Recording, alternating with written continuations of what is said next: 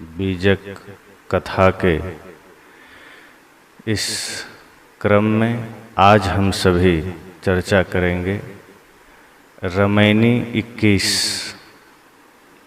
इसमें साहब ने कहा है, बहुत दुख दुख दुख की खानी, तब बची हो जब राम ही जानी। राम ही जानी युक्ति जो चलई, युक्ति हुते फंदा नहीं परई। युक्ति चला संसारा, निश्चय कहा न मानु हमारा। कनक कामिनी घोर पटोरा, संपत्ति बहुत रहे दिन थोरा। थोरी संपत्ति गौ बौराई, धर्म राय की खबरी न पाई। देखी त्रास मुख गौ कुम्हिलाई, अमृत धोखे गौ विष खाई। मैं सिरजों मैं मारों मैं जारों मैं खाऊं, जल थल महिया रमि रहों मोर निरंजन नाव। साहब ने इसका शीर्षक में दिया है, राम के ज्ञान से ही दुखों से छुटकारा है। बहुत दुख दुख दुख की खानी। यह संसार, यह देह बहुत दुख की खानी है। खानी का अर्थ ही होता है उसका स्रोत, जहां से वह उत्पन्न होता है। जैसे तमाम प्रकार के बाहर धातु जमीन से निकलते हैं तो कहीं कह देते हैं ये कोयले की खान है, ये सोने का खान है, हीरे का खान है। इसी तरह साहब कहते हैं यहां दुख की खानी है। और वह क्या है? वह हम सब का यह मनुष्य शरीर है, संसार है। यह दुख की खानी है। अन्यत्र सदगुरु कबीर ने कहा भी है, तन धर सुखिया काहू न देखा, जो देखा सो दुखिया। कि जो कोई भी शरीर धारण किया उसे सुखी नहीं देखा गया। शरीर धारण करने के बाद आदमी के जीवन में किसी न किसी प्रकार दुख रहता ही रहता है। तो सवाल यह उठता है, क्या ध्यान साधन करके, गुरु का भजन करके दुखों से मुक्ति पाई जा सकती है? जो शरीर के दुख हैं या पूर्व कर्मों के जो दुख हैं, संतों ने कहा है कई बार वे दुख पूर्णतया मिटते नहीं हैं, लेकिन गुरु ज्ञान से, सत्संग से होता इतना है कि हमारा मन इतना मजबूत हो जाता है और हम इस भांति स्वयं को संसार एवं सांसारिकता से अलग कर लेते हैं। फिर वो दुख रहते तो हैं लेकिन वो हमें छू नहीं पाते हैं। उन्हीं बीच में हम रह करके फिर हम उससे प्रभावित नहीं होते हैं। जैसे बारिश हो रही हो और हम रेनकोट पहनकर निकल जाएं तो बरसात हो तो रही है और हम बारिश में खड़े तो हैं, लेकिन बारिश का असर हम पर नहीं होता। इसी तरह गुरु ज्ञान का सुरक्षा कवच जब हमें मिल जाता है, भक्ति की सुरक्षा कवच जब हमें मिल जाता है, तो बाहरी जो भी दुख हैं वो हमें स्पर्श नहीं कर पाते। रहते तो वो हैं, समस्याएं तो रहेंगी, प्रतिकूलताएं भी रहेंगी, जीवन में विषम परिस्थितियां भी रहेगी, लेकिन हम इतने मजबूत हो जाते हैं ज्ञान के द्वारा, ध्यान के द्वारा, साधना तप के द्वारा, कि फिर वे दुख हमारे लिए तिनके के समान है और हम दुख का ही दृष्टा बन जाते हैं। दुख हमें दुखी तभी तक करता है जब हम दुख को अपने भीतर मानते हैं, जब दुख और स्वयं को हम एक ही मान लेते हैं। लेकिन जैसे ही हम दुख को, प्रतिकूलताओं को देखना जान लेते हैं, उसका दृष्टा मान लेते हैं, फिर हम उसमें नहीं होते हैं, फिर दुख से अलग होते हैं। जैसे आप नदी किनारे खड़े हों और नदी की धारा बह रही है, अगर आप धारा में कूद गए तब तो धारा के साथ बहते चले जाएंगे, लेकिन किनारे खड़े होकर अगर धारा को देख रहे हैं तो धारा तो बहती चली जाएगी, आप उसमें नहीं बहेंगे, आप उसका दृष्टा हो गए। इसी तरह हमारे जीवन में जो दुख बह रहे हैं, जो प्रतिकूलताओं की धारा बह रही है, जैसे ही हम उसका दृष्टा होते हैं तो दुख की धारा धीरे धीरे निकल जाती है, वो रुकती नहीं है। जीवन में कोई भी चीज अस्थाई नहीं है। दुख भी आते हैं तो चला जाता है, सुख आता है चला जाता है, रुकता बिल्कुल भी नहीं है। लेकिन जब हम दुख के समय पूरा मन पूरा चित्त उसी में लगा देते हैं, फिर दुख ठहर जाता है, फिर वो हमें दुखी करता है। इसलिए किसी संत ने कहा था कि एक ही सूत्र याद रखना कि ये भी नहीं रहेगा। जो कुछ भी जीवन में आ जाए इतना समझ लो ये नहीं रहेगा, ये नहीं रहेगा। धीरे धीरे पता चलेगा कि जो कुछ भी बाहर से मिला है वो सब चला जाएगा। अगर सुख हमें किसी बाहर की वस्तु से मिल रहा है तो इतना ही समझ लीजिए कि वो भी अस्थाई नहीं है। दुख हमें कहीं बाहर से मिल रहा है तो वो भी अस्थाई नहीं है। इसलिए संतों ने कहा दुख में दुखी मत होइए, सुख में इतना सुखी मत होइए कि अहंकार आ जाए, और दुख में इतना दुखी मत होइए कि अब टूट जाए। दोनों अवस्थाओं में सम रहिए, दृष्टा बन के रहिए। तो साहब ने कहा बहुत दुख दुख की खानी, यह संसार या शरीर बहुत दुख की खानी है। जिधर देखो दुख ही दुख है, पीड़ा ही पीड़ा है, कष्ट ही कष्ट है। कोई आदमी कहता ही नहीं मैं सुखी हूं, और किसी को तत्क्षण कुछ धन मिल जाए आदमी कहता है मैं बड़ा सुखी हूं। लेकिन क्या धन में सुख है? अगर धन में सुख होता तो बड़े बड़े धनपति नींद की गोलियां ना खाते, नींद ऐसे ही आ जाती। लेकिन जितने बड़े बड़े धनपति हैं आप देखेंगे बड़े बड़े रोग उन्हीं को लगते हैं। जो साधारण लोग हैं, मजदूरी करने वाले, किसानी करने वाले, उनको रोग भी छोटे छोटे लगते हैं। जितना सामर्थ्य उसी तरह का रोग। और जिनके पास पैसा ज्यादा है आप देखिए कि वो बड़े बड़े अस्पतालों में भर्ती होते हैं। सामान्य आदमी आसपास के शहरों में और ज्यादा हुआ तो देश की राजधानी में जाके इलाज करा लेता है। लेकिन जो धनपति हैं, करोड़पति, अरबपति हैं, उनका इलाज भी देश में नहीं होता। एक साधारण सी समस्या भी आई तो बड़े अस्पताल में जाएंगे या विदेश के अस्पताल में जाएंगे। नींद भी नहीं आती। साधारण आदमी एक कंबल बिछा के, चटाई बिछा के भी सो लेता है, लेकिन बड़े बड़े धनपति डनलप के गद्दे पर भी करवटें बदलते हैं। एक साधारण आदमी नमक रोटी खा के भी आनंदित रहता है, बड़े बड़े धनपति मेवा, मिष्ठान, मलाई, दुनिया भर की चीजें खा के भी रोगी बना रहता है। साहब कहते हैं साधनों में दुख ही नहीं, सुख ही नहीं है। साधनों में सुख बिल्कुल भी नहीं है। अगर आप संसार के साधन की ओर जाएंगे तो आपको पता चलेगा कि कदम कदम पर दुख है। वहां कोई शांति, कोई संतोष नहीं। जितने साधन आप इकट्ठे करते चले जाएं, आपको लगेगा थोड़ा और इकट्ठा कर ले। साधनों में तृप्ति भी नहीं है, सुख भी नहीं है, संतोष भी नहीं है। अगर आपने एक घर बना लिया तो अब मन में होगा गांव में तो बना लिया, अब थोड़ा शहर में बन जाए तो अच्छा होता। पास के शहर में आपने बना लिया तो मन में होगा कि थोड़ा राज्य की राजधानी में भी हो जाए तो कितना अच्छा हो। और फिर तृष्णा यहीं थोड़े रुकती है, राज्य की राजधानी से फिर देश की राजधानी और तमाम बड़े बड़े शहरों में, और इतना कहीं हो गया तो विदेश में फ्लैट खरीदने की बात आ जाती। पैदल चलते थे, मन हुआ एक साइकिल आ जाए कितना अच्छा हो, पर मन और तृष्णा साइकिल पर ही कहाँ रुकती। साइकिल खरीदा तो मन हुआ मोटरसाइकिल आ जाए, मोटरसाइकिल खरीदे तो कार, और कार में भी अब हाई क्वालिटी की कार, अब महंगी कारें चाहिए। और इतनी इच्छा भी कहीं पूरी हो गई तो फिर हेलीकॉप्टर या प्राइवेट जेट खरीदने की बात आ जाती। साहब कहते हैं संसार में जहां भी जाओ संतोष नहीं है, और संतोष नहीं है तो सुख नहीं है, दुख है, दर्द है, पीड़ा है।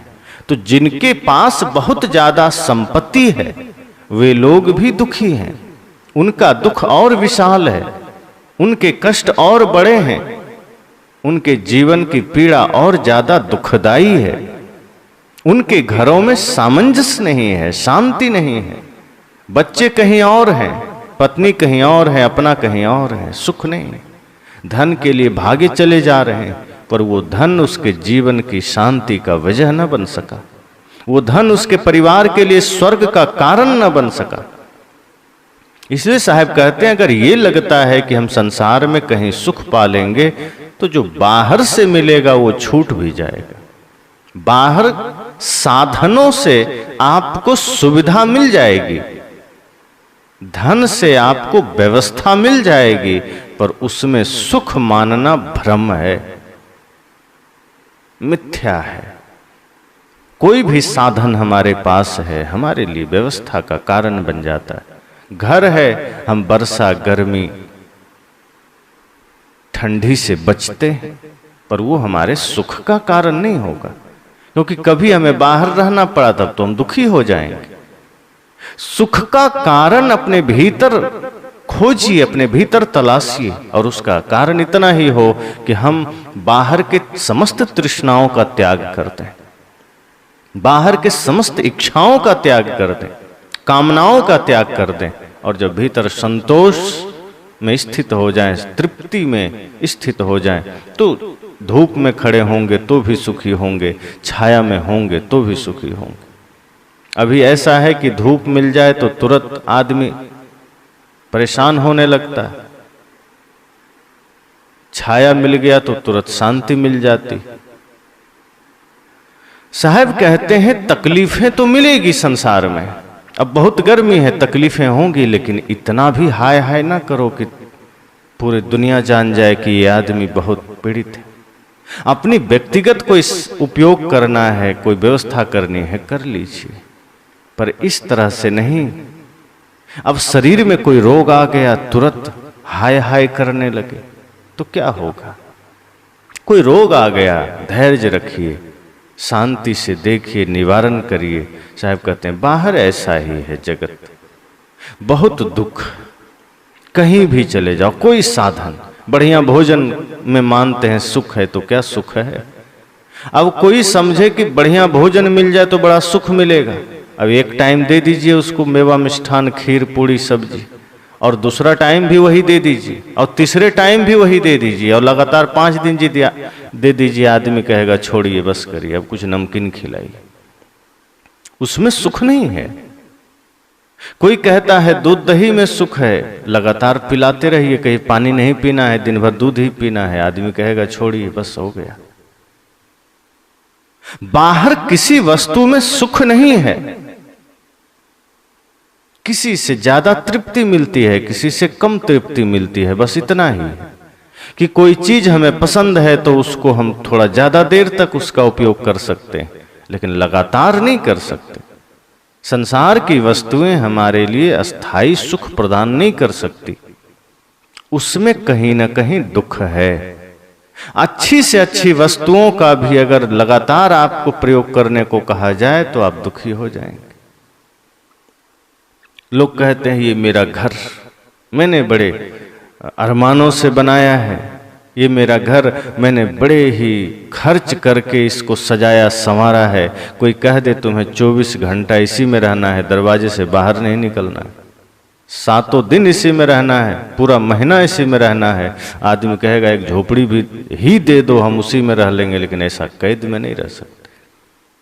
कितना बढ़िया घर हो, कितना बढ़िया कपड़ा हो, अब बहुत लाखों का कपड़ा हो और कोई कहे कि तुम्हें यही पहनना है, इसको छोड़ना ही नहीं है, चेंज ही नहीं करना है, सुख नहीं मिलेगा, दुख मिलना शुरू हो जाएगा। कोई कहे ये बहुत बढ़िया कार है, बहुत सुखी हैं हम, कोई कहे कार में ही बैठे रहो, उतरना नहीं है, वही दुख का कारण बन जाएगा।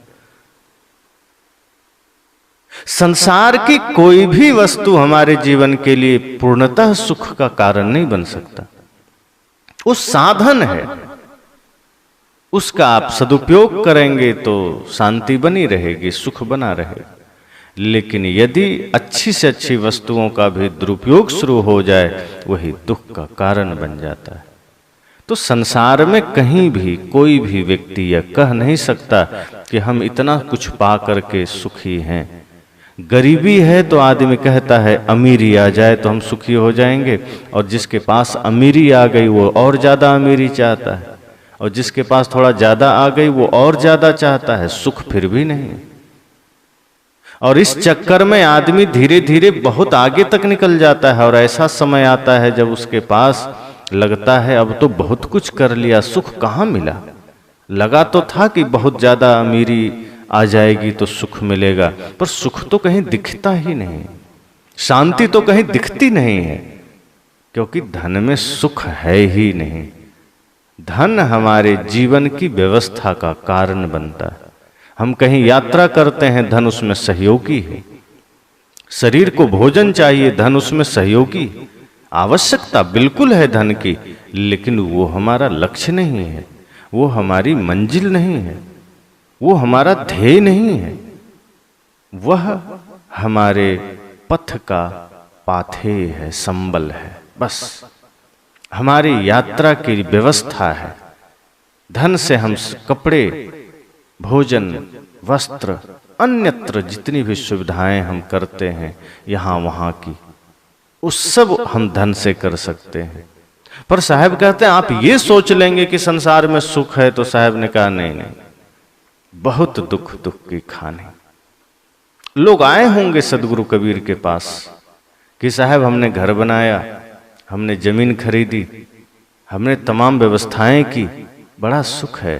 साहब कहें कहां सुख है, कहीं भी सुख तो नहीं है। खुद को देखो, तुम्हारा सुख क्षण में बदल जाता है। जो वस्तु तुम्हें इस पल सुख दे रही है, अगले ही पल वही वस्तु तुम्हें दुख देने लगती। किसी आदमी को पुत्र नहीं है, वो दुखी है। वो कहता है गुरुजी कृपा करिए, एक पुत्र हो जाए बड़ा सुख मिलेगा।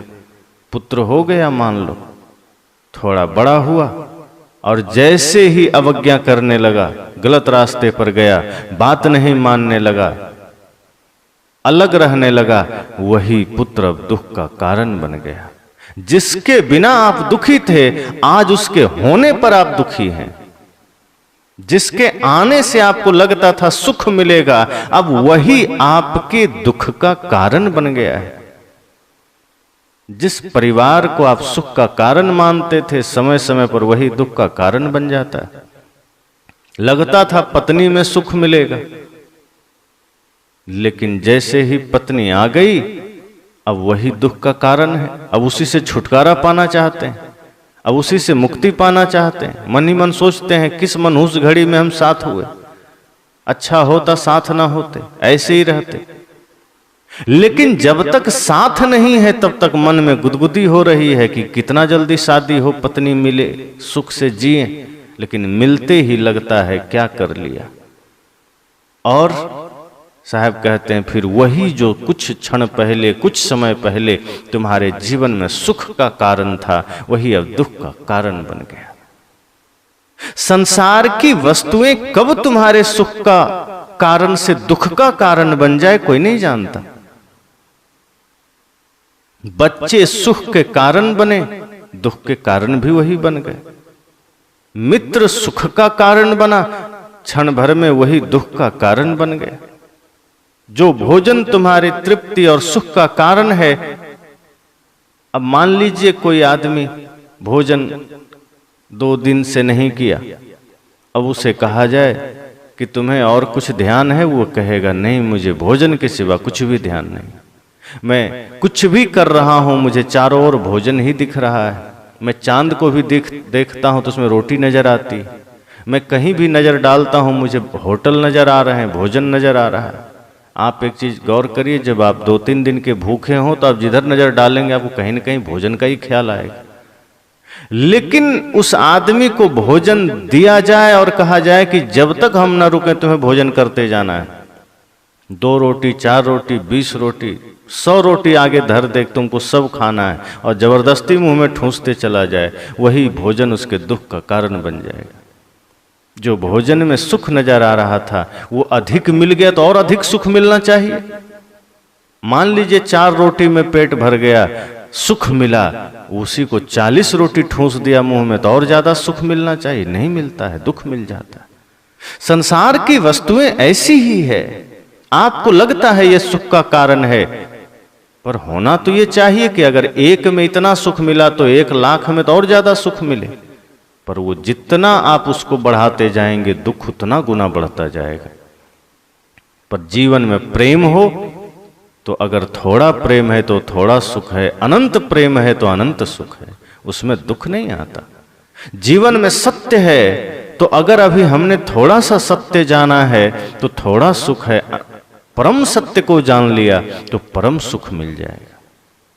तो जब हम भीतर लौटते हैं तो परम सुख है। इसलिए साहब ने कहा लोगों से कि भाई तुम जिस संसार में सुख की कल्पना कर रहे हो जरा देखो कि कहां कहां सुख है। तुम्हें लगता है जिस समय जो काम तुम्हारे सामने है कर लेंगे थोड़ा सुखी हो जाएंगे, पर उस काम को करते ही तुम्हारे सामने 4 काम नए आ जाते हैं। उस काम को तुमने निपटाया नहीं कि 4 काम तुम्हारे दुख का कारण बन जाता है। अब उसे निपटाने के चक्कर में जो पहला काम तुमने किया उसमें कुछ नुकसान हो गया। दिन रात तुम खुद को पिसे चले जा रहे हो, सुख कहीं मिलता नहीं है। बस वही है कि जैसे कुत्ता हड्डी चबाता है, अपना ही खून उसको अच्छा लगता है चबाने में, वही हाल हमारा है।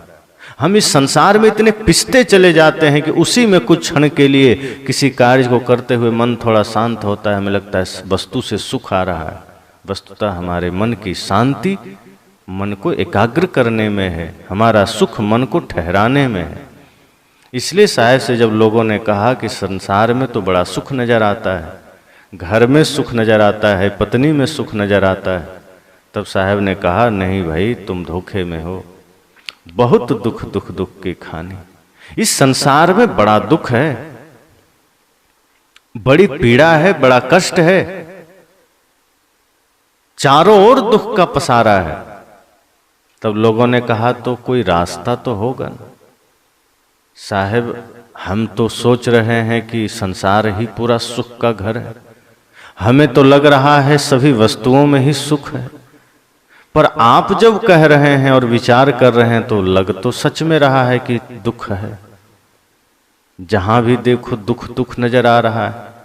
गुरु हमें वो दृष्टि प्रदान करते हैं कि हम सत्य को देख सकें, क्योंकि माया हमें भरमाती है, माया हमें लालच दिखाती है, संसार में हमें वो धोखा करती है। आपको जहां दुख है वहां सुख का भास कराएगी। एक घटना संतजन कहते हैं कि एक आदमी, नेता टाइप का आदमी था, जब वो मरा तो पहुंचा ऊपर, तो यमदूतों ने कहा कि तुम कहां जाना चाहोगे। वो कहा बढ़िया जगह ले चलो। कहा ठीक है, स्वर्ग या नरक। कहा मैं पहले दोनों जगह देखूंगा, दोनों में जो बढ़िया होगा वहीं जाऊंगा। सुनता तो हूं स्वर्ग बढ़िया है, पर दिखा दो एक बार। कहा ठीक है चलो। तो जब स्वर्ग उसको ले गया तब कहा ये तो बड़ा वीरान मालूम पड़ता है, शांत वातावरण है, कहीं कोई ऐश्वर्य नहीं, कोई विलासिता नहीं, कोई उमंग, कोई उत्साह नहीं, कोई नृत्य नहीं, कहीं चुपचाप कोई एकांत बैठा ध्यान कर रहा है, कहीं कोई शांत ऐसे ही बैठा है, कोई किसी से लेना देना नहीं, चारों ओर शांत वातावरण है। उस नेता ने कहा मुझे कुछ जमा नहीं, स्वर्ग बड़ा फीका फीका लगता है, एक बार नरक भी दिखा दो। तो जैसे ही नरक के दरवाजे में प्रवेश किया, देखता है चारों ओर नृत्य हो रहे हैं, नाच नौटंकी, मदिरा की व्यवस्था है, सोने खाने की व्यवस्था है, भोगों की व्यवस्था है, तमाम चीजें हैं, एकदम चारों ओर चमक दमक है। यमदूत से कहा नेता ने कि लोग झूठे खबर फैला रखा है धरती पर कि स्वर्ग बढ़िया है, आज पहली बार पता चला स्वर्ग तो कुछ भी नहीं है, नरक तो इतना बढ़िया है। कहा हमको नहीं जाना स्वर्ग, इस ऐश्वर्य और इस सुख को छोड़कर हम नरक में, स्वर्ग में तो नहीं जाएंगे, हम यहीं रहेंगे, नाम इसका नरक है पर ये स्वर्ग से भी बढ़िया है। यमदूतों ने कहा ठीक है तो यहीं रहो। जैसे ही कहा और आगे बढ़ा तो सब नजारा बदल गया। देखता है कोई कड़ाहा में उबाला जा रहा है, कोई मैला में फेंक दिया गया, कोई आरा से चीरा जा रहा है, कोई बिच्छू से कटवाया जा रहा है, किसी को सांप से डसवाया जा रहा है। वो चिल्लाया, कहा यमदूत ये क्या कर दिया तुमने, कहाँ ले आए मुझे? कहा नर्क है। कहा अभी तो बढ़िया दिखा रहा था। कहा हाँ तुम भी तो यही करते हो, जमीन पर लोगों के बीच जाते हो चुनाव में कि रोड बनवा देंगे, बिजली दे देंगे, अस्पताल खुलवा देंगे, नौकरी लगवा देंगे। दिखाते तो तुम भी बड़ा बड़ा सपना हो, पर हकीकत में तो तुम सिर्फ अपनी जेब भरते हो, दुनिया को तो दुख ही देते। यही हम भी यहाँ कर रहे हैं। हम दिखाते बढ़िया हैं, हम प्रदर्शनी बढ़िया कर रहे हैं, पर देते बढ़िया नहीं है। स्वर्ग जो तुमने देखा उदासी, वस्तुतः वही परम शांति है। और यहाँ जो तुमने ऐश्वर्य देखा, ये तुमसे ही हमने भी सीखा है। जो काम तुम जमीन पर कर रहे हो वही वही हम यहाँ कर रहे हैं। और अब इसी मैले में शीर्षासन करो, और उसी टट्टी में शीर्षासन करवा दिए। साहब कहते हैं यही माया का काम है। वो दिखाती बढ़िया बढ़िया है, किस वस्तु में सुख है ये ले लो। रास्ता चलते नजर पड़ गया किसी बढ़िया चीज में, अब लग रहा है तो मेरे पास होना चाहिए, ये मोबाइल हमारे पास होना चाहिए, घड़ी हमारे पास होना चाहिए, ये कपड़ा हमारे पास होना चाहिए, ऐसा चप्पल हमारे पास होना चाहिए, बढ़िया घर देखा तो ऐसा घर हमारा भी होना चाहिए। माया सब जगह हमें भरमा रही है, सुख दिखा रही है, ऐश्वर्य दिखा रही है, चमक दमक में लगता है सुख है, शांति है, समृद्धि है। माया का काम यही है। साहब ने कहा माया दिखाती बढ़िया बढ़िया, चमक दमक दिखाती है, लगेगा कि दुनिया का सारा सुख बाहर ही है। साहब कहते हैं इसलिए इस भ्रम में मत रहना कि संसार में सुख है। माया दिखाती तो सुख है, पर है भयंकर दुख।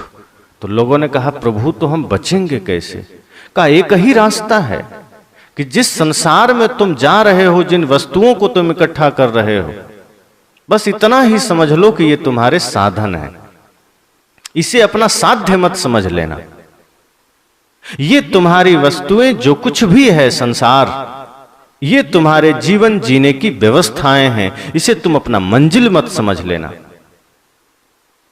अगर तुम इसको ही सर्वस्व मान लेते हो तो तुम परिवार में झगड़े कर लोगे उसी धन के लिए, फिर भाई से विवाद कर लोगे, माता पिता को वृद्धाश्रम में डालाओगे। क्योंकि जिस धन में तुमने संपूर्णता का भास कर लिया, जिस धन को ही तुमने सर्वस्व मान लिया, फिर उससे पाने के लिए और उसे रखने के लिए तुम अपनों को भी छोड़ोगे नहीं, उसके साथ भी तुम दगा करोगे।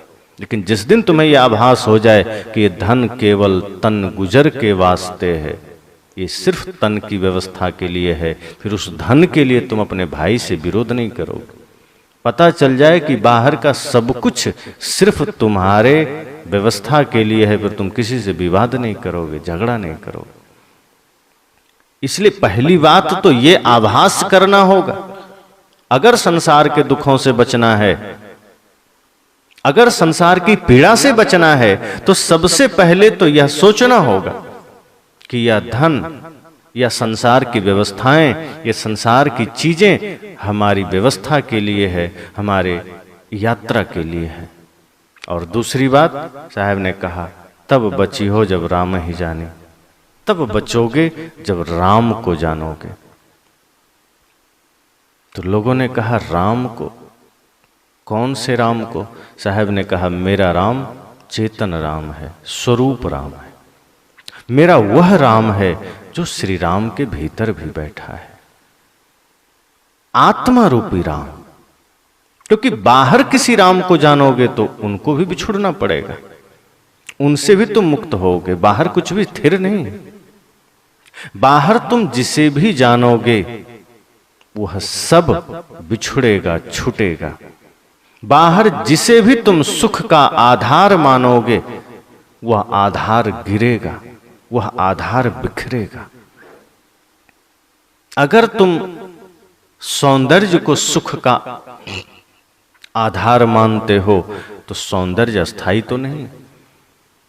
जवानी है, बचपना है, जवानी है तो सौंदर्य है। जैसे ही बुढ़ापा उतरेगी सौंदर्य खो जाएगा, तो सुख तो खो गया। तुम धन को सुख का आधार मानोगे, आज धन है कल भी रहेगा, कोई गारंटी तो नहीं। धन खोया मतलब सुख खोया। अगर तुम घर को सुख का आधार मानोगे, आज तुम्हारा घर है, कल भूकंप में जमीन में चला गया, घर खो गया तो सुख खो गया। पत्नी को सुख का आधार मानोगे तो पत्नी आज है, कल संग छूट जाए तो सुख खो गया। साहब कहते हैं बाहर चाहे तुम किसी वस्तु को सुख का आधार मानो, चाहे राम को ही मानो, छूट जाएगा। बाहर जो कुछ भी है वह जड़ है, दृश्य है और वह छूटेगा। इसलिए साहब कहते हैं मैं उस राम की बात नहीं कर रहा जो श्री राम अयोध्या में हुए, क्योंकि वो अब हमारे बीच नहीं है, उनका भी शरीर खो गया। शरीर सबका माया है, प्रकृति है, जड़ है, सबका खो जाता है। मैं तो उस राम की बात कर रहा हूं जो उस श्री राम के भीतर भी मौजूद है, चेतन राम, आत्मा रूपी राम। उसे जब जान लोगे, अर्थात खुद को जान लोगे, तो दुख से बच जाओगे। अभी हम संसार को जानते हैं, दुनिया को जानते हैं, वस्तुओं को जानने में लगे हैं, ग्रह को जानने में लगे हैं, तारों को जानने में लगे हैं, अंतरिक्ष को जानने में लगे हैं, समुद्र को जानने में लगे हैं। संसार यही तो कर रहा है। बड़ी से बड़ी पढ़ाइयां किसके लिए है? संसार को जानने के लिए। पर उतनी बड़ी पढ़ाई के बाद भी कोई आदमी शांत क्यों नहीं हो पाता? क्योंकि उसने सिर्फ संसार को जाना है। लेकिन जो संत हैं, तपस्वी हैं, वो स्वयं को जानते हैं। बाहर जो कुछ भी जानोगे, साहब कहते हैं, वह तो बाहर तुम्हें संसार से जोड़ेगा, माया से जोड़ेगा, और उसका कोई विशेष अर्थ नहीं है। तुम संसार को ही तो जानोगे जो तुमसे छूटने वाला है। तुम उसे ही तो जानोगे जिससे तुम बिछुड़ने वाले हो। पर जिस दिन तुमने स्वयं को जान लिया, मैं को जान लिया, तो समझ लो तुम खुद में स्थित हो गए, फिर कभी बिछुड़ोगे नहीं। अर्थात जिसे खुद का आभास हो गया, खुद के होने का, साहब कहते हैं फिर बाहर उससे कोई भी चीज दुख नहीं दे सकती। अभी हम खुद को ही भूले बैठे हैं, अभी हमें खुद की ही विस्मृति हो गई है। और जब खुद की विस्मृति हो जाए तो हम संसार में दर बदर भटकते हैं। बाहर परमात्मा के लिए, भगवान के लिए, सुख के लिए, शांति के लिए, साहब कहते हैं खुद को याद करो, खुद को जानो, स्वयं को जानो, आत्मा राम को जानो। ये खोया नहीं है, ये विस्मृत हो गया है। जैसे कई बार सबका अनुभव होगा, हाथ में कलम है और आदमी घंटा परेशान है, 1 घंटा से कलम कहाँ रख दिया, बाद में ध्यान आया, अरे हाथ में ही तो है। कई बार घड़ी हाथ में है, वो आदमी पूरा बिस्तर उलट दिया, अलमारी खोज लिया, कुर्ता से ढका है, पता नहीं चल रहा है घड़ी कहाँ है। बाद में ध्यान आया, घड़ी तो हाथ में। कई बार लोग चश्मा पहने रखते हैं ना, और उठा के इस पर कर लेते हैं। अब वो खोज रहा है मेरा चश्मा कहाँ गया। अब चश्मा कहीं और हो तो मिले, बाहर होगा तभी तो मिलेगा, वो खुद के ही सिर पर है, पर विस्मृति हो गई है, इसलिए वो बाहर खोज रहा है। जब आभास होता है, जागृति आती है, होश आता है, तो पता चलता है सिर पर ही था। बस जानना था, समझना था, जागना था। साहब कहते इसी तरह अपना चेतन ही अपना परब्रह्म है, राम है, भगवान है। विस्मृति हो गई है, इसलिए हम तीर्थों में खोजते हैं, इसलिए हम बाहर खोजते हैं, इसलिए हम बाहर सुख की तलाश करते हैं, शांति की तलाश करते हैं। साहब ने कहा जब राम को जान लोगे, स्वयं को जान लोगे, मैं कौन हूं यह जान लोगे, तो पता चलेगा सारा सुख तुम्हारे भीतर है और वो छूटेगा नहीं। तुम में जो सुख है, स्वयं को जानने में जो शांति सुख है, परमानंद है, वो बिछुड़ेगा नहीं, वो मिटेगा नहीं। मिटता वही है जो हमने बाहर से जोड़ा है, जिससे हमने भीतर उद्घाटित किया है, वो कभी छूटता नहीं है। जिससे हमने भीतर जागृत किया है, वो कभी खत्म नहीं होता। लेकिन जिसे हमने बाहर से बटोरा है, लाया है, इकट्ठा किया है, चाहे हम शास्त्र ही हो, ज्ञान ही हो, जिसे हम बाहर से लाते हैं, धीरे से वो भी छूट जाता है। पर जो ज्ञान भीतर जागृत हो गया, समझ लो वही हमें स्वयं तक पहुंचा दिया। उसी में आत्मानंद है, आत्म तृप्ति।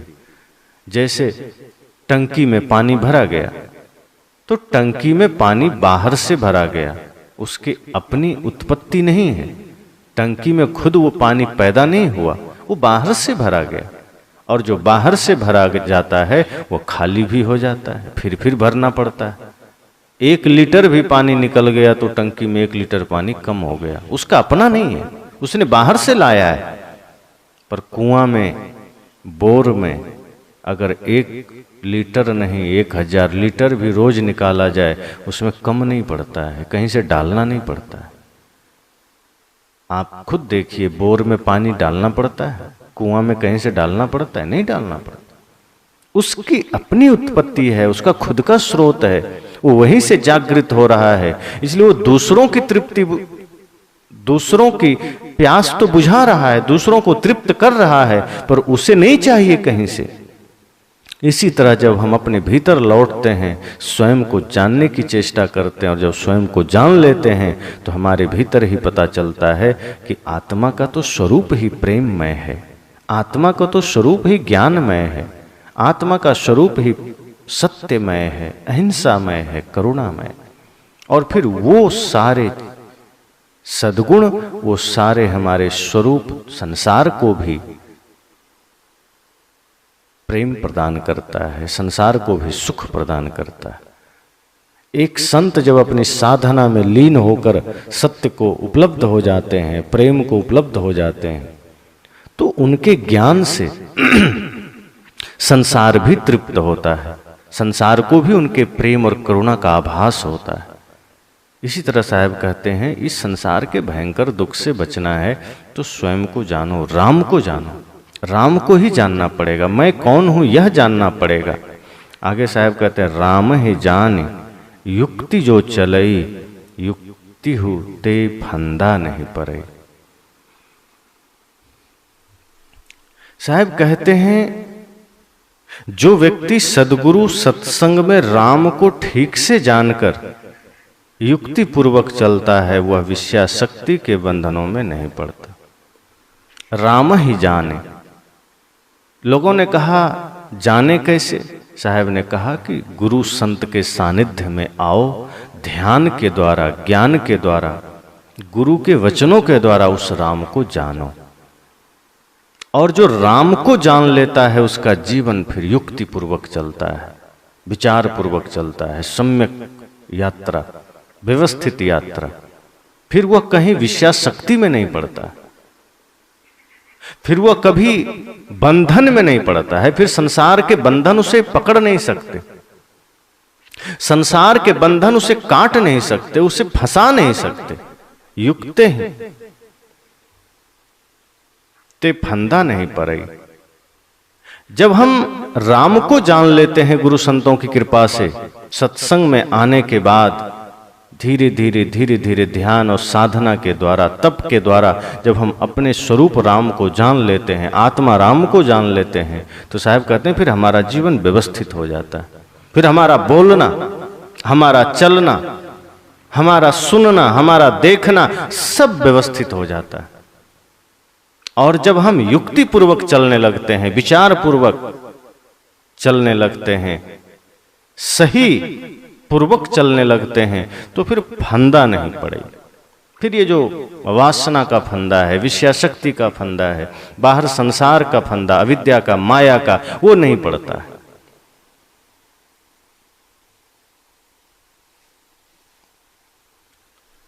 आगे साहब कहते युक्त ही युक्ति चला संसारा, कि वैसे तो संसार में भी लोग ये मानते हैं कि हम युक्ति से चल रहे हैं। पहले साहब ने क्या कहा?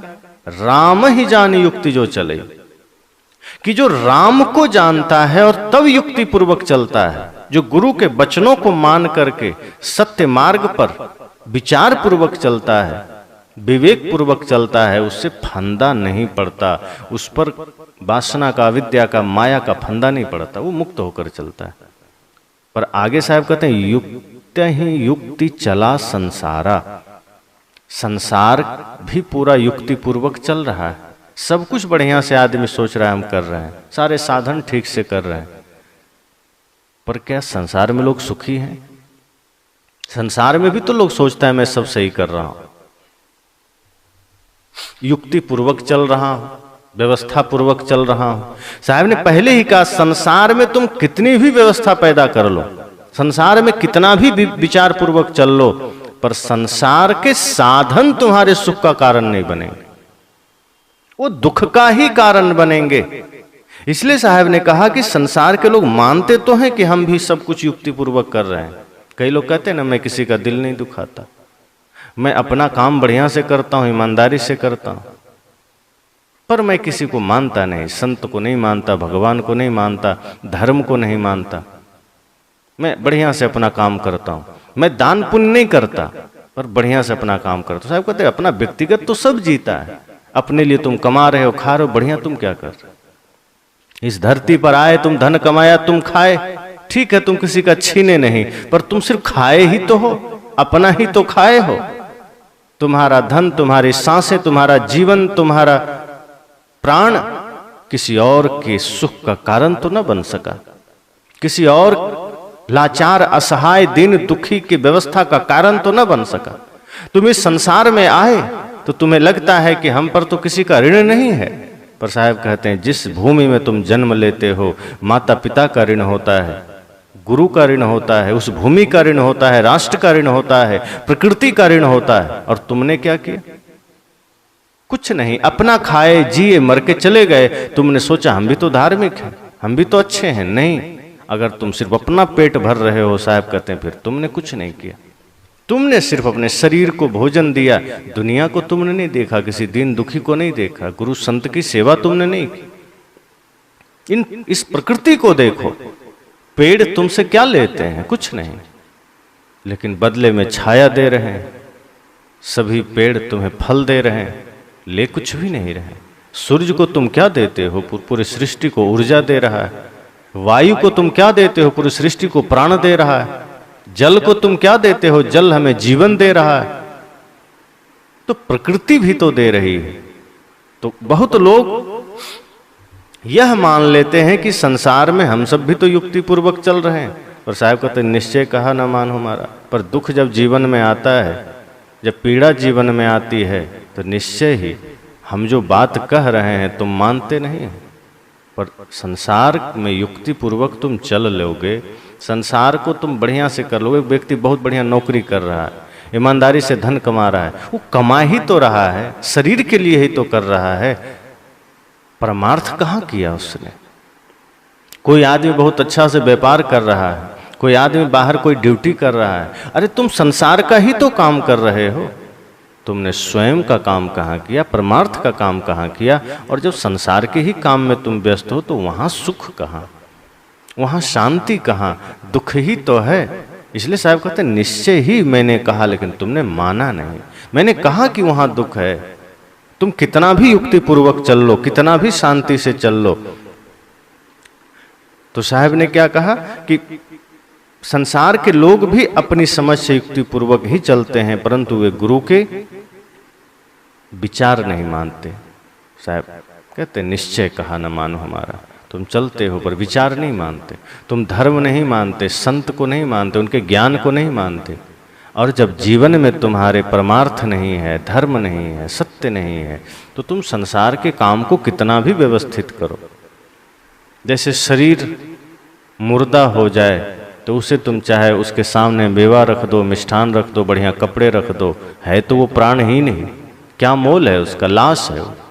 इसी तरह जिस व्यक्ति के जीवन में धर्म नहीं है, सिर्फ बाहर संसार है, तो वो मुर्दा के समान है। जिस व्यक्ति के जीवन में प्रेम नहीं है, वो मुर्दा के समान है। साहब ने कहा है जाघट प्रेम न संचरे ताघट जान मसान। जिसके हृदय में प्रेम नहीं है उसे मरघट समझना। बाहर से होंगे तुम दौलतमंद, बाहर से होगे तुम धनपति, साहब कहते हैं पर तुम कंगाल हो अगर तुम्हारे जीवन में सत्य नहीं, भक्ति नहीं, प्रेम नहीं। जिसके जीवन में भक्ति है, प्रेम है, फिर वो शाहंशाह है, सम्राट है। तो इसलिए साहब ने कहा कि संसार भी युक्ति पूर्वक चल रहा है। संसार के लोग कहते हैं कि हम भी संसार के सारे काम बढ़िया व्यवस्थित कर रहे हैं, लेकिन साहब कहते उसमें तुम गुरु के वचन नहीं मानते, इसलिए वहां तुम्हें दुख मिलता है, और दुख ही है।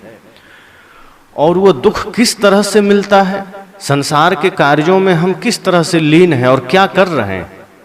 कोई कहे, कोई चोर कहे कि हम भी तो ईमानदारी से चोरी करते हैं, रात भर मेहनत करते हैं, एक घर में कुछ चुराते हैं, दो आदमी गए आपस में ईमानदारी से बांटते हैं, हम भी तो बढ़िया से चोरी कर रहे हैं, तो क्या वो धर्म हो जाएगा।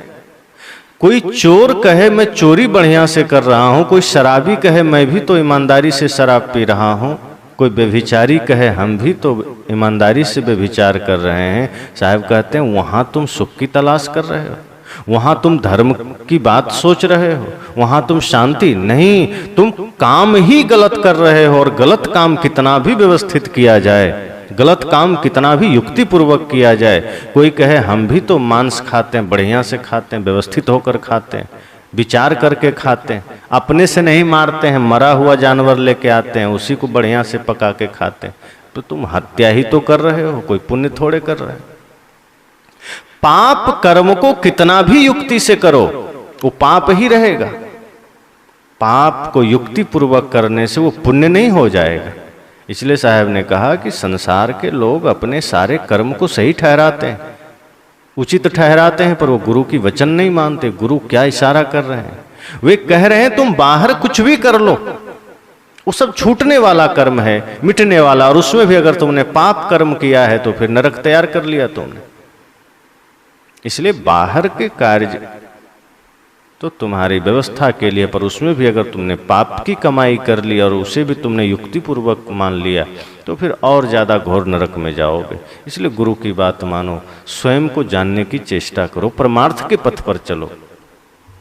और नहीं तो तुम्हें लगेगा कि हम तो संसार में सब कुछ अच्छा कर रहे हैं, पर साहब कहते तुम कर क्या रहे हो, हमें पता है। कनक कामिनी घोर पटोरा, संपत्ति बहुत रहे दिन थोड़ा, यही तुम कर रहे हो। कि कनक कामिनी घोड़ा आदि वाहन, रेशमी वस्त्र आदि संपत्ति चाहे जितने बटोर लें, किंतु संसार में रहना तो बहुत थोड़े दिन का है। साहब कहते तुम संसार में कर क्या रहे हो, धन इकट्ठा कर रहे हो, कनक अर्थात सोना, सोना मतलब धन, तुम धन इकट्ठा कर रहे हो। कामिनी अर्थात जैसे ही व्यक्ति पढ़ लिख कर थोड़ा जवान हुआ, शादी की बात सोचता है, स्त्री के पीछे जाता है। और कुछ लोग ऐसे भी हैं, बल्कि अधिकांश लोग ऐसे हैं कि अगर शादी हो गई, एक स्त्री मिल गई तो दूसरे दो चार में मन जा रहा है। नित्य नित्य जहां भी देखा मन में स्त्री के प्रति कामना जग रही। साहब कहते तुम यही तो कर रहे हो संसार में, धन के पीछे भाग रहे हो, स्त्री के पीछे भाग रहे हो और घोड़ा आदि वाहन की इकट्ठा कर रहे हो। जब साहब का समय था, जिस काल में सदगुरु हुए हैं, उस समय घोड़े हाथी का प्रचलन ज्यादा था, लोग घोड़ा पर चलते थे, हाथी पर चलते थे, रथों पर चलते थे, या बहुत हुआ तो बैलगाड़ी पर चलते थे। बैलगाड़ी सामान्य लोग भी उस समय अगर रखते थे तो उनके लिए, जैसे आज कोई अपने दरवाजे पर स्कॉर्पियो रखता हो, उस समय किसी के पास बैलगाड़ी हो तो उसको बड़ा धनपति समझा जाता था कि दरवाजे पर बैलगाड़ी, वाह क्या बात है, बैलगाड़ी से आ रहा है। पर आज कोई बैलगाड़ी से आए तो लोग मजाक बना देते हैं। तो आज जैसे किसी के दरवाजे पर स्कॉर्पियो आदि खड़ी हो, उस समय किसी के दरवाजे पर बैलगाड़ी खड़ी हो, इतना ही समझना। और आज जैसे किसी के दरवाजे पर फॉर्च्यूनर हो, BMW के कारें हो, उसी तरह से उस समय किसी के दरवाजे पर रथ खड़ा हो तो आदमी समझा जाता था कि इसके दरवाजे पर तो फॉर्च्यूनर खड़ी। तो यही अंतर था। साहब ने कहा कि तुमने धन को बटोरा, स्त्री के पीछे तुम भागे, साधन इकट्ठा किए, वाहन इकट्ठा किए। संसार में तुम करते क्या हो, धन के पीछे जा रहे हो। तुम्हारी सारी पढ़ाई, तुम्हारी सारी मेहनत इसी में है कि कैसे हम धन इकट्ठा कर लें, सिर्फ धन इकट्ठा करने में।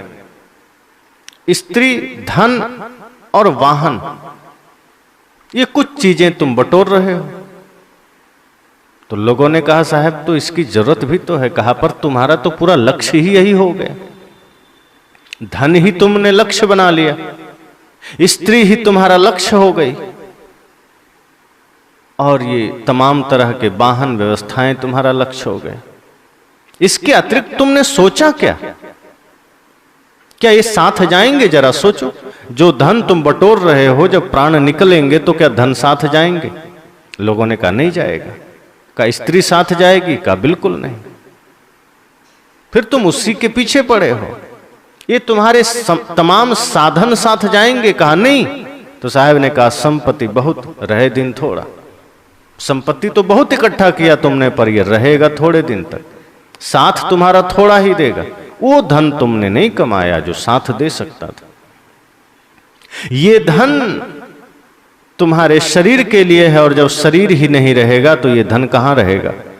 इसलिए उस धन की कमाई तुमने नहीं की जो साथ जा सकता था। इसलिए साहब ने कहा संपत्ति बहुत, रहे दिन थोड़ा। तुमने संपत्ति बहुत इकट्ठा किया, पर रहोगे थोड़ा ही। ये रहेगी संपत्ति पास में थोड़ी, कब निकल जाए, कब छूट जाए, कब बिछुड़ जाए। और अगर संपत्ति बनी हुई है वो नहीं कहीं गई तो तुम निकल सकते हो सकता है तुम्हारा ही जाना हो जाए, हो सकता है धन पड़ा रहे। कई बार ऐसा होता है, आदमी पड़ा रहता है, धन खो जाता है किसी कारण से, राजा रंक हो जाता है, करोड़पति रोड़पति हो जाता है। और कई बार धन पड़ा है तो आदमी निकल जाता है। साहब कहते हैं तुम इसी में तो पड़े हो, पर ध्यान रखना संपत्ति बहुत, रहे दिन थोड़ा। कितना भी बहुत संपत्ति हो, थोड़े दिन रहेगी, या फिर तुम थोड़े दिन रहोगे। तो लोगों ने कहा हाँ ये बात तो है। साहब ने कहा इतना ही नहीं, आगे और सुनो। थोड़ी संपत्ति गौ बौराई। साहब ने कहा समस्या तो यह है कि ये जिसे तुम बहुत संपत्ति समझते हो ये कुछ भी नहीं है, थोड़ी है। और इसी थोड़ी संपत्ति में तुम बौरा जाते हो, तुम पागल हो जाते हो, उन्मत्त हो जाते हो। तुम्हें लगता है कि सब कुछ मिल गया, सोना चांदी हीरा तुम्हारे पास आ जाए तो तुम बौरा जाते हो। थोड़ी संपत्ति गौ बौराई। तुम जिसे बहुत ज्यादा समझते हो इस पूरे ब्रह्मांड में, वे कण के बराबर भी नहीं है, और है ही क्या उसका अस्तित्व। बाहर तुम कितना भी बटोर लो, अरब खरब लो तरब है, उदय अस्त लो राज, पर भीतर जब भक्ति नहीं है वो सब कौड़ी बराबर भी नहीं। पहले के जितने राजा महाराजा हुए, बड़े से बड़े दानी, बड़े से बड़े वीर, बड़े से बड़े धनपति, साहब कहते हैं सबके पास बाहरी संपत्ति का खान था, खजाना था, पर अंत में जब जो भी चला सब खाली चला। और थोड़े समय के लिए सब बौराए, जिसने भी धन इकट्ठा किया बौरा गए। कहा भी गया है प्रभुता पाए काय मद नहीं। प्रभुता आ जाए, धन आ जाए तो किसको मद नहीं, किसको अहंकार नहीं। जैसे ही हमारे पास धन आया हम अहंकारी बन जाते हैं। धन आया हमें लगता है हमसे बड़ा कौन, हमसे पावरफुल कौन।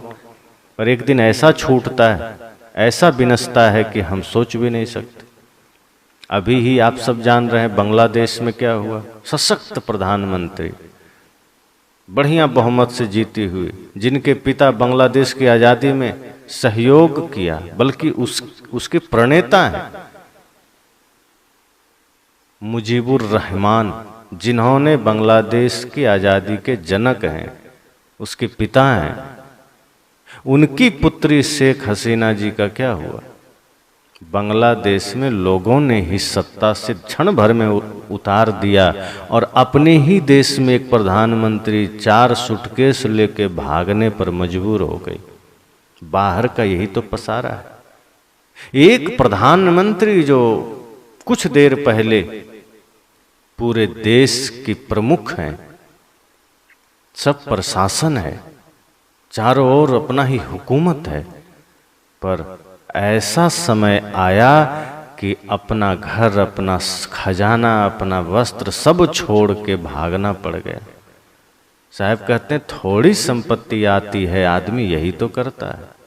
तुम कितने बड़े पद पर चले जाओ, बड़े बड़े राजा, बड़े बड़े धनपति, बड़े बड़े सम्राट, जो थोड़ा सा धन पाके बौरा गए, साहब कहते हैं अंत में क्या हुआ? थोड़ा सा कहीं से कुछ सोना धातु तुम पा गए, तुम बौरा गए। रावण के पास सोने की पूरी लंका थी, घमंड जायज था। सही है, घमंड तो करेगा। आज किसी के पास एक चैन, एक रिंग आ जाए, थोड़ा सा 1-2 तोले का, तो आदमी को ठंडी में भी गर्मी का एहसास होने लगता है। साहब ने कहा, ये बाहरी धन, ये खजाने, ये संपत्ति पाकर तुम बौरा गए।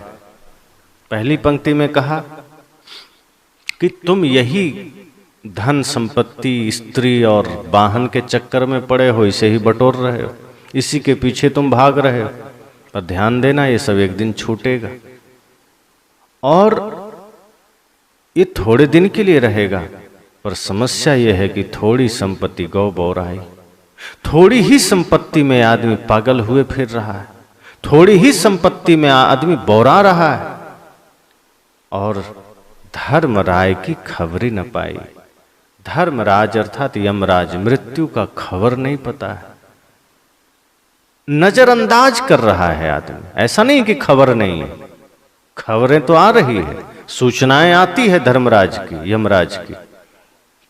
जैसे आम संसार में यह देखा जाता है कि कोई आदमी पर कोई मुकदमा हो जाए तो कोर्ट से वारंट आता है, 1, 2, 3 जिसमें आया।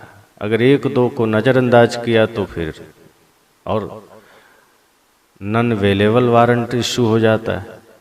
तो ये सारी समस्याएं संसार की हैं, यही मृत्यु भी करती है। आदमी नजरअंदाज कर रहा है, धर्मराय की खबर ही न पाई, ऐसा कर रहा है जैसे उसकी कोई खबर नहीं है। पर खबर आ रही है, संकेत आ रहा है, वारंट आ रहा है, सूचना आ रही है। साहब कहते हैं, थोड़ी संपत्ति गौ बौराई, तुम बौरा तो गए संपत्ति में, भूल गए दुनियादारी में, भूल गए धन संपदा में, परिवार में, पत्नी में, बच्चे में, ऐश्वर्य में, पद में, प्रतिष्ठा में, मान में, सम्मान में तुम भूल गए। पर ध्यान देना, धर्मराय की खबरें न पाई। तुम खबर को नजरअंदाज कर रहे हो, पर यमराज खड़ा है, वो दूर नहीं है तुमसे। तमाम तरह के संकेत जीवन में आ रहे हैं, तमाम तरह के सूचनाएं जीवन में आ रही। कोई पड़ोसी गुजर गया तो हर किसी के गुजरने में अपना गुजरने का संकेत कहाँ देख पाते हो। और सच तो यह है कि एक भी व्यक्ति गुजरा मतलब उसके गुजरने में तुम्हारा गुजरना दिखना चाहिए, और है। किसी के जाने में अपना जाना दिखना चाहिए। हर डूबते शाम में अपनी जीवन के शाम को देखो, ढलते ढलते ढल जाएगी इस जीवन की शाम, काहे को विसारा गुरु का नाम। धीरे धीरे ढलते ढलते जीवन की शाम हो जाएगी। हर सूर्यास्त में अपने जीवन का अस्त देखो, हर बीतते पल में अपने जीवन का एक एक पल को देखो कि हमारा एक एक समय बीत रहा है। मृत्यु संकेत दे रही है प्रकृति के द्वारा। और जब तब भी हम नजरअंदाज करते हैं कि कोई गुजर गया और उसके गुजरने में हम अपनी मृत्यु नहीं देख पाते, किसी की स्मृति दिवस में हम गए और हम अपना स्मृति नहीं देख पाते, किसी के पुण्यतिथि में हम अपनी मृत्यु को नहीं देख पाए, तो साहब कहते हैं कि फिर और भी सूचनाएं आती है। फिर डायरेक्ट मृत्यु हमें संकेत भेजती है, बाल पकना, दांत हिलने लगना, आंखों की रोशनी कम हो जाना, पैर लड़खड़ाने लगना, जुबान लड़खड़ाने लगना, चाम हल्के पड़ जाना, ढीले पड़ जाना। साहब कहते हैं सब मृत्यु का संकेत है, संभल जाओ। कब आ जाए, कब आधम के कोई पता नहीं। हे चेतन, हे जीव, हे मनुष्य, जागृत हो जाओ। धर्मराज खड़ा है मौत का संदेश लेकर, लेकिन तुम समझ नहीं पाते क्योंकि संपत्ति में तुम बौरा गए हो, पागल हो गए हो, तुम दुनियादारी में लीन हो गए, इसलिए धर्मराज की खबर को तुम नहीं जान रहे। पर संकेत वो दे रहा है। आगे साहब कहते हैं, देख ही त्रास मुख गौ कुम्हिलाई।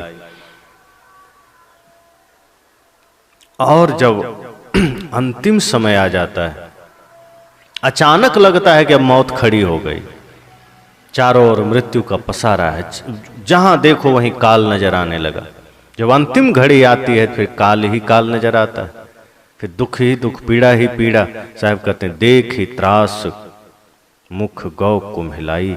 साहब ने कहा कि अंत में जब मौत का दुख देखते हैं तो देहाभिमानी मनुष्य का मुख सूख जाता है। अंत में जब हम मृत्यु को देखने लगते हैं तो अब तक तो हम देहाभिमान में थे, संसाराभिमान में थे, पद के अभिमान में थे, धन के अभिमान में थे, देह रूप सौंदर्य के अभिमान में थे, प्रतिष्ठा के अभिमान में थे। लेकिन जब सामने मृत्यु को देखते हैं तब अचानक लगता है ये तो लेने आ गई।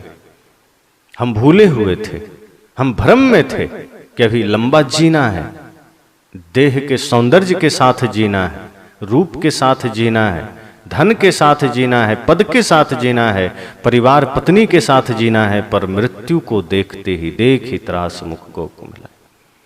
जैसे ही हमने मृत्यु को सामने देखा और मृत्यु के समय के दुख को देखा तो अहंकार में पड़ा हुआ यह आदमी का चेहरा मलिन हो गया, कुम्हला गया। साहब ने कहा कि सच है, अमृत धोखे गौ विष खाई।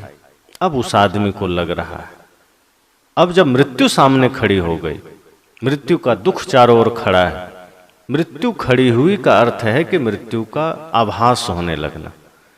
और उस समय जो दुख हमें प्रतीत होता है कि सब छूट रहा है, घर धन पद परिवार तन सब छूट रहा है, उस छूटने का जो दुख होता है क्योंकि हमने स्वयं को जाना नहीं।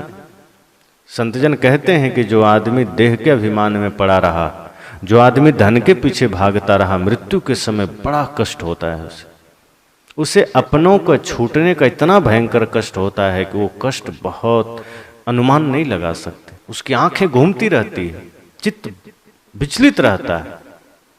किसी देहाभिमानी अर्थात विषयाशक्ति में लीन व्यक्ति के मृत्यु के समय का दृश्य आप देखिए तो आप देख करके हतप्रभ रह जाएंगे कि उसकी आंखें नाच रही है, उसका चित्त स्थिर नहीं है, उससे लग रहा है क्या हो रहा है, पर शरीर लाचार है। मृत्यु सामने खड़ी है, उसके सामने बड़ों बड़ों का नहीं चलता।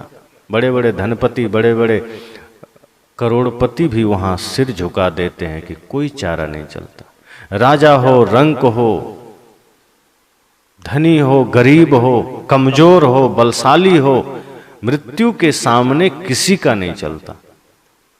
वहां सबको सिर झुकाना पड़ता है।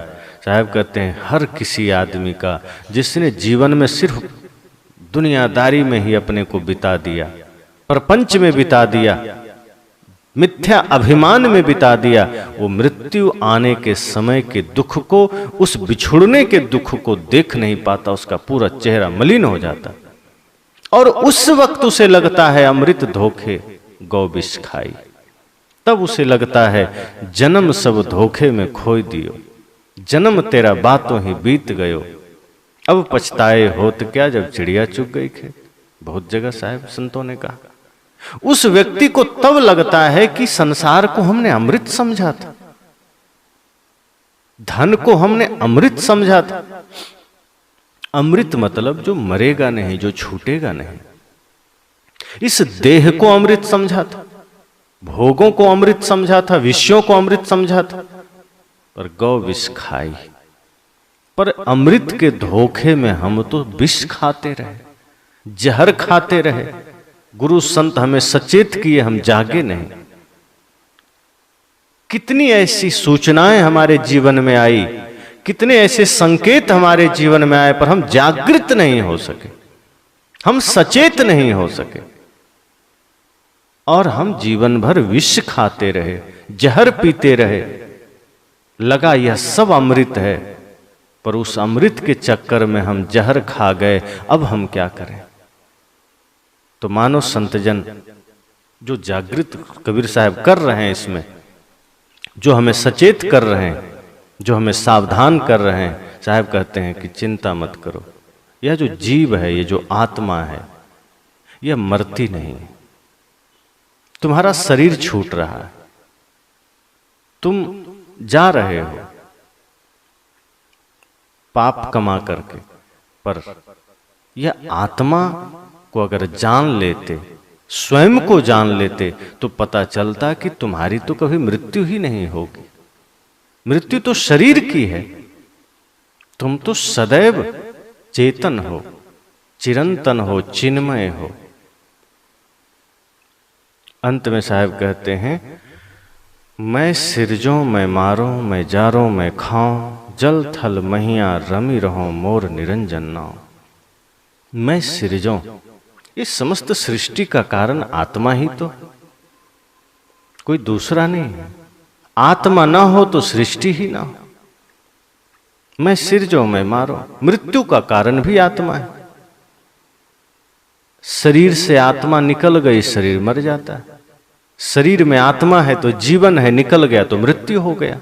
तो ये जीव कह रहा है, आत्मा कह रहा है कि मैं सृजों, मैं सृजन करता हूं, मैं ही सृष्टि का कारक हूं। मैं मारो, मैं निकल गया तो शरीर मर जाता है, मैं ही मार देता हूं। मैं हूं तो वो जिंदा है, मैं नहीं हूं तो मृत्यु के गोद में चला गया। शरीर पड़ा हो, आंख नाक कान सब बढ़िया हो, कोई कहेगा वो जिंदा है? अगर आत्मा है तो वो जिंदा है, आत्मा निकल गई तो बढ़िया से बढ़िया शरीर, चाहे वो प्रधानमंत्री का लोग कह देता है लाश।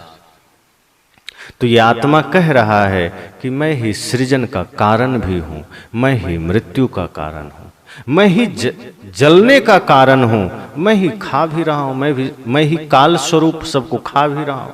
सब कुछ का सृष्टि में कारण, विनाश का भी कारण मनुष्य है, सृजन का भी कारण मनुष्य है। समस्त, साहब ने कहा ना, पाप का भी कारण यह जीव है, पुण्य का भी कारण यह जीव है, धर्म का भी कारण यह जीव है, अधर्म का भी कारण यह जीव है। तो यह जीव कहता है कि मैं ही सृजन का कारण हूं, मैं ही सृजता हूं, सृजन करता हूं, मैं ही मारता हूं, मैं ही विनाश करता हूं।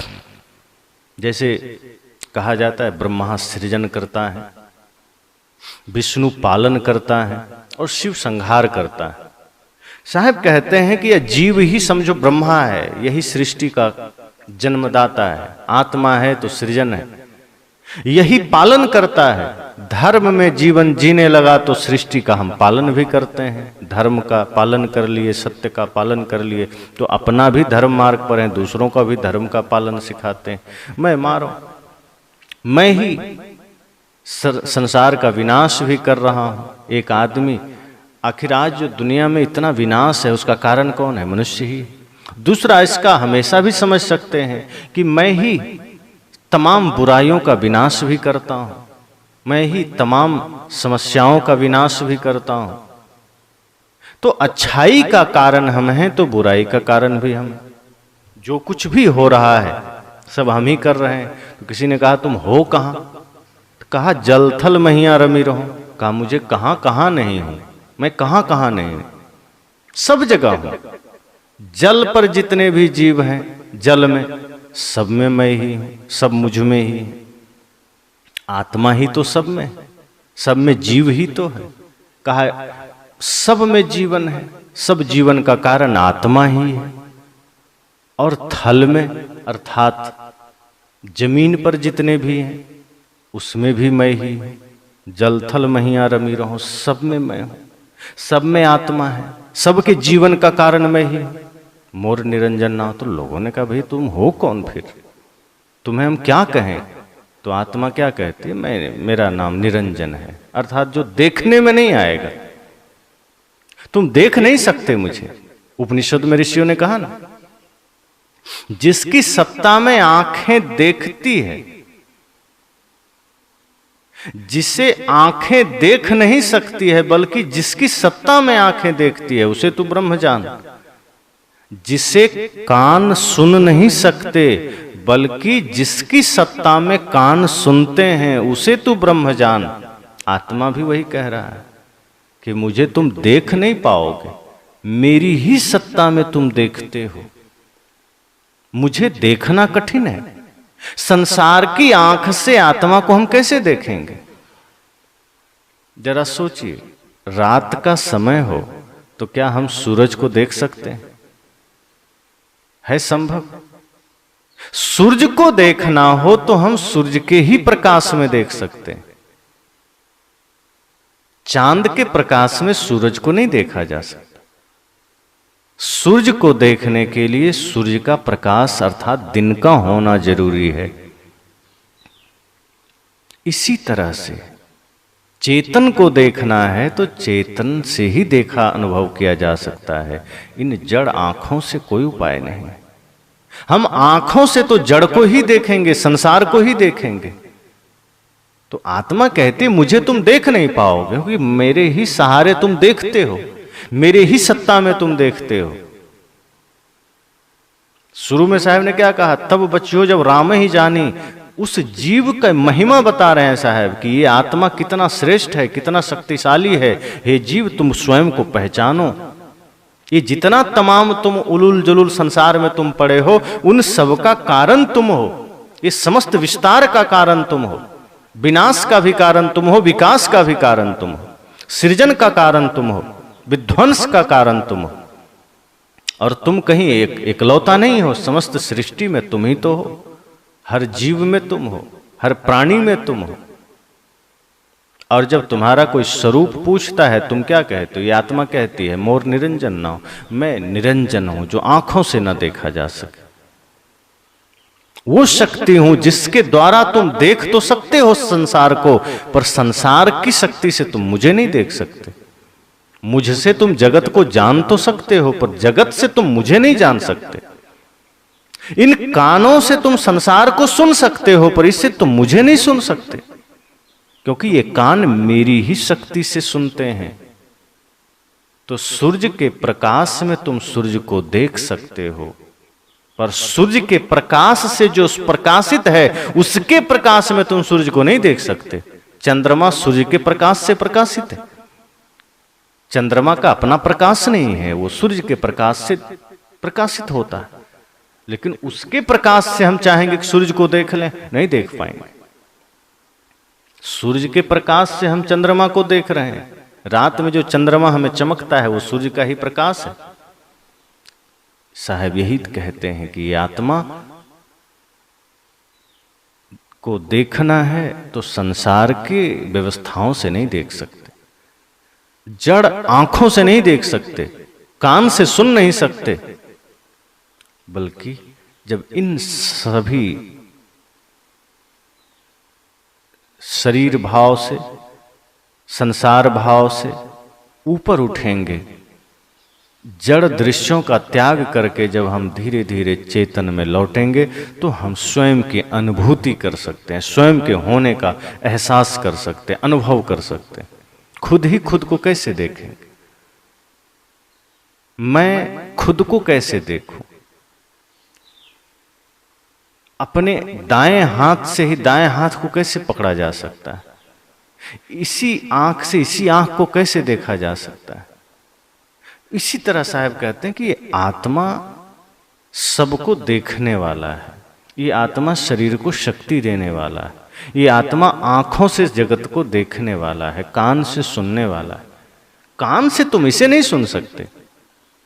तो इसलिए साहब अंत में कहते हैं कि मोर निरंजन ना हो। ये आत्मा ही निरंजन है, अर्थात अदृश्य है, जिसे देखा ना जा सके। अदृश्य शक्ति ब्रह्म हम कह सकते हैं। अंततः आत्मा ही निरंजन है, आत्मा ही परमात्मा है। तो साहब ने उसी बात को कहा कि संसार में भयंकर दुख है, पीड़ा है, कष्ट है। तो लोगों ने कहा बच्चे कैसे? साहब ने कहा राम को जानो, अपने स्वरूप को जानो, अपने चेतन को जानो, मैं कौन हूं ये जानो।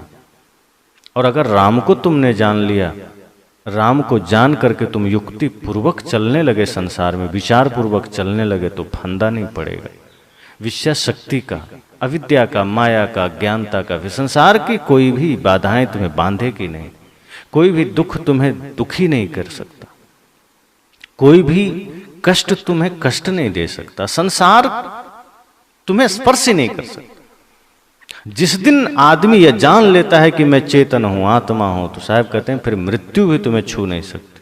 मृत्यु की पहुंच तुम्हारे शरीर तक है, तुम तक नहीं।